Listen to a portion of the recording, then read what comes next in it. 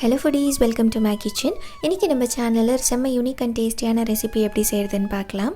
இதை நீங்க evening snack ஒரு பிரேக்ஃபாஸ்ட் மாதிரி சர்வ் பண்ணலாம். ரொம்ப நல்லா இருக்கும். சோ வீடியோவை ஸ்கிப் பண்ணாம லாஸ்ட் வரைக்கும் பாருங்க. ஃபர்ஸ்ட் இதுக்கு தேவையான ஃபில்லிங் ரெடி பண்ணி எடுத்துக்கலாம். அதுக்கு ஒரு panல 1 டீஸ்பூன் அளவுக்கு ghee, 1/2 கப் அளவுக்கு grated coconut or coconut powder சேர்த்துட்டு ஒரு 2 நிமிஷத்துக்கு லோ ஹீட்ல நம்ம இதை நல்லா ஃப்ரை பண்ணி எடுத்துக்கலாம். பாருங்க இந்த கோகனட் வந்துட்டு இந்த மாதிரி கோல்டன் கலரா டர்ன் ஆன உடனே இது கூட ஒரு 1/2 கப் அளவுக்கு துருவின கேரட் சேர்த்துட்டு இதையும் இன்னொரு 2 மினிட்ஸ்க்கு லோ ஹீட்ல நம்ம நல்லா ஃப்ரை பண்ணி எடுத்துக்கணும்.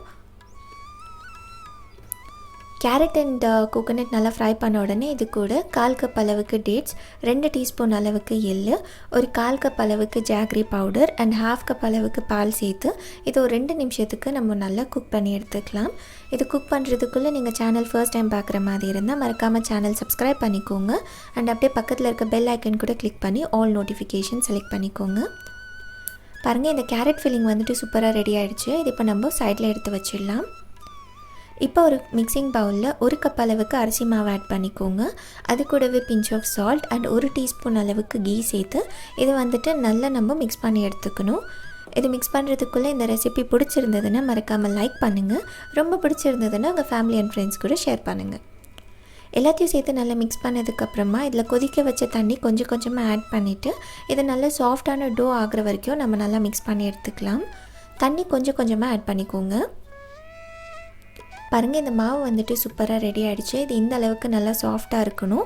இது இப்போ நம்ம சின்ன சைஸ் பால் மாதிரி உண்டை பிடிச்சி எடுத்துக்கலாம்.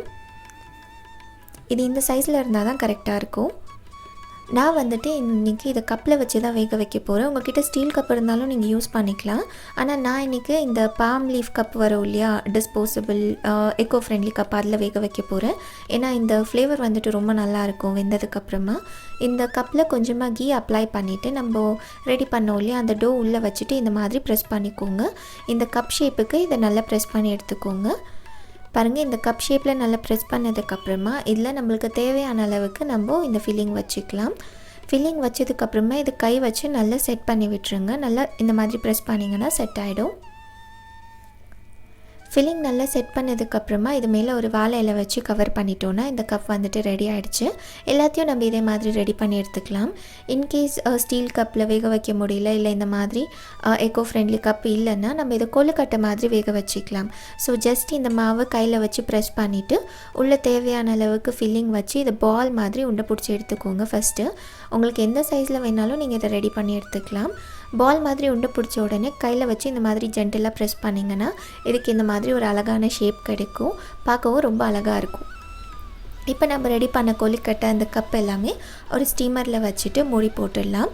மூடி போட்டு ஒரு 12 to 15 மினிட்ஸ் இதை நல்லா ஸ்டீம் பண்ணி எடுத்துக்கலாம்.